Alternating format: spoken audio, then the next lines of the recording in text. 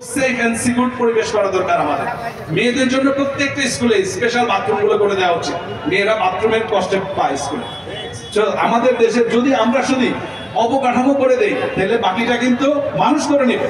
ঠিক আছে, দেশের উন্নয়ন কিন্তু সরকারের দায়িত্ব একা না, আমার আপনারও কিন্তু দায়িত্ব। আমি আপনি 100 কিলোমিটার রাস্তা করতে পারবো না, ঠিক আছে, কিন্তু আমরা কিন্তু বিভিন্ন জায়গায় ছোটখাটো প্রবলেমগুলো আমি আপনি মিলে সলভ করতে পারবো, এবং যদি আমরা পারি সেটাই কিন্তু উন্নয়ন। সো দেশের উন্নয়ন সরকারের, এই চিন্তা থেকে বেড়ে আসেন। দেশের উন্নয়নের দায়িত্ব আমার আপনার সকলের। আপনারা ভালো থাকবেন, সুস্থ থাকবেন, সুন্দর থাকবেন। আসার জন্য ধন্যবাদ। আপনাদের ভালোবাসা পেলে পৃথিবীর সমস্ত বাধা বিঘ্ন পেরিয়ে এগিয়ে যাব, কিন্তু কন্ডিশন একটাই, আপনাদের ভালোবাসা। ভালোবাসা না থাকলে কিন্তু আসবো না।